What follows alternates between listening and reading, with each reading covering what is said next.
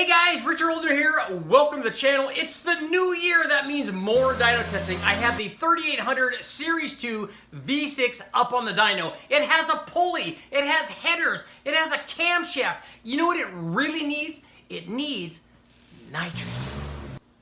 In this video, we're going to add nitrous to our Supercharged 3800 Series 2 V6. That's right, it already has a pulley, it's got a camshaft, it has headers, but it definitely needs some nitrous. Now we know nitrous always adds power, and I'm going to show you exactly that. Just how much power we add to our supercharged combination, but I'm also going to show you the effect of charge temperature. We're adding a bunch of cold E85 fuel, we're adding a bunch of super cold nitrous. What effect does it have on the charge temperature? Also, guess what? It even added boost.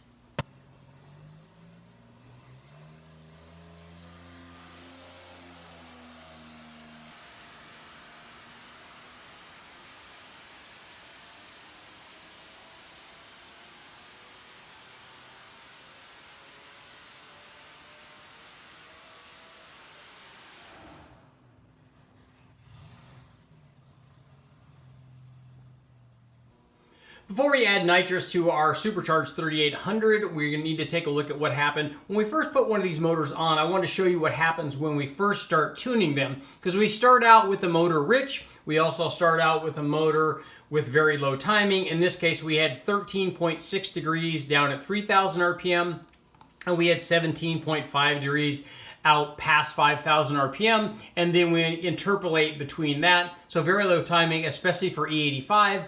This particular 3800 was an L67. It had L32 heads on it. It had a 3-inch pulley on it, and it had the Gen 5 blower. It had no intercooler. It did have a mild comp cam. It was 510 lift, 210, 220 at 50, and 115 degree lobe separation angle. But we started out with this thing running, as you can see, fairly rich. We were running E85, and this is actually on the gas scale. So this curve may look jaggedy, but actually the variation here is only from 11.0 to 10.85, so less than 0.2 of an airfield point. But what we do is we start out rich, and then we start leaning the thing out, and I'll show you what happens. These are successive runs here. So we leaned it out from 10.85 to 11.3, and then we leaned it out even more in the next run, up to as lean as 12.0, but usually 11.8, 11.9 in that range. And so this is kind of where we wanted the thing to run with the E85. And then the next step we did would be to start adding timing, and it's definitely going to want more timing. But what I want to show you now is here are the power changes associated with those changes in airfill. So we made some pretty big changes in airfill, you saw there, because we were all the way down in the 10s, and again, that was on the gas scale. And here's our run. Here are successive changes with the changes in air fuel. And you can see on the first run, we didn't even run it all the way out because we were just starting. We wanted to load it and find out how it was doing, what the air fuel was. And we knew it was rich, and we started leaning it out and started running it a little bit higher and higher on each run. So we're looking at a difference here, like for instance at 4,900 RPM, 322 versus 336. So you're talking about 14 or 15 horsepower. Actually, the numbers would be more like 20 or so, because you can see when we went from our next two runs, 351, 361, there's 10 there. So we would be between 15 and 20 horsepower with just the air fuel. But here's what happened when we changed the timing. Remember, we were starting out about 13 degrees, and we only had about 17 degrees out at the top. Here's what happened when we finally put the timing in it. You can see we had a big change in power there. We were all the way up to 400 horsepower, 384 foot-pounds of torque, and that's a big jump from 368 horsepower or so. And that's a difference between 17 degrees there and about 22.5 to 23 degrees out where it's making 400 horsepower. So the motor will take that kind of timing, especially with the E85, but I wanted to show you what happens when we start tuning. We start rich, we start with low timing, and then we start adjusting everything after we know it's safe.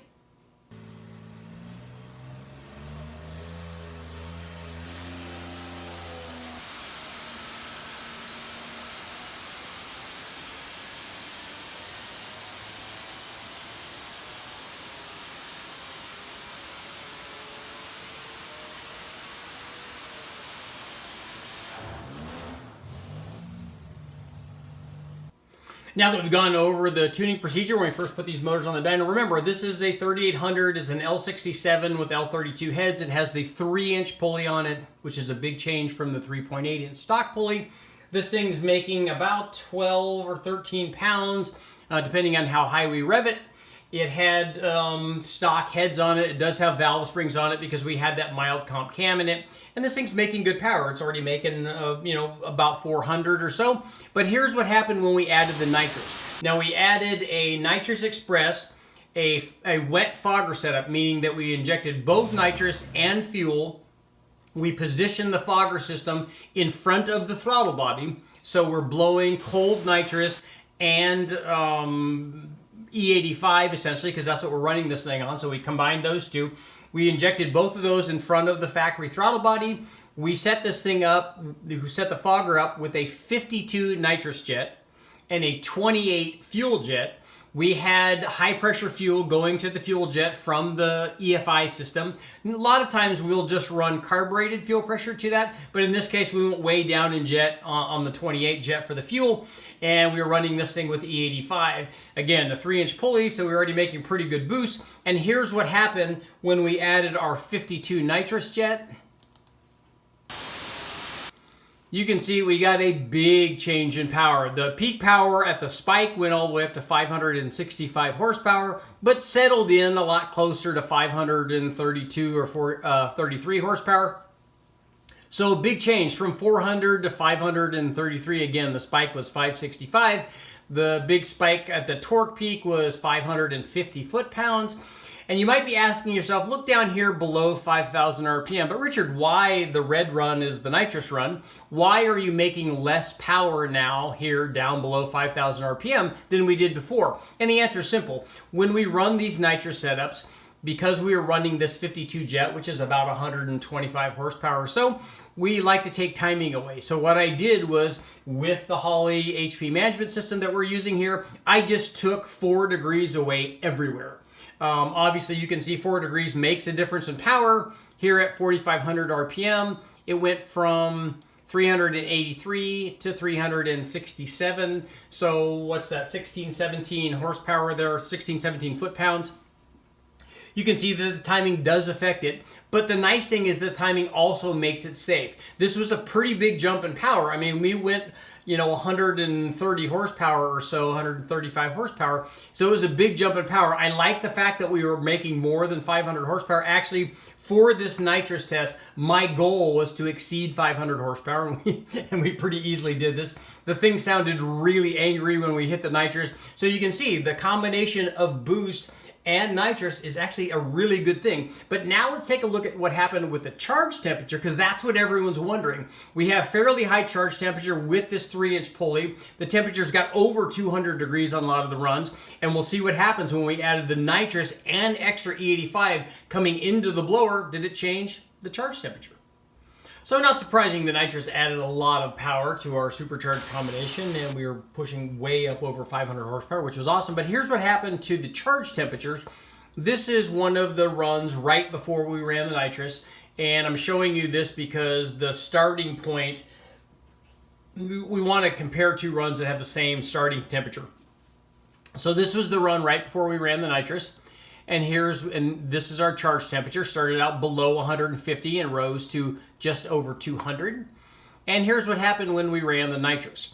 You can see our starting point was the same, and it was and until we didn't inject the nitrous, obviously, until after 4,500 RPM, and you could see the charge temperature start to go down.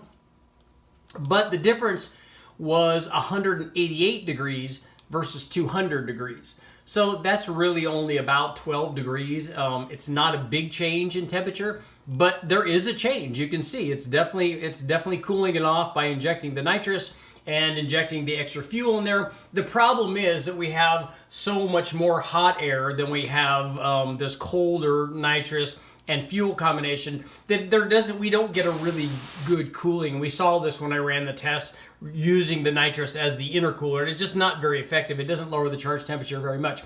And here's why I didn't compare it directly to the one that we were comparing it on the horsepower curve. I'll show you. So on that run, on that particular run, we actually started out a little bit hotter. We started out at 154 and it rose to a peak of 211 degrees. Depending on how many runs you make in a row, and we've gone over this, is going to determine what the starting point is and what the ending temperature is. You can see some of these get really hot.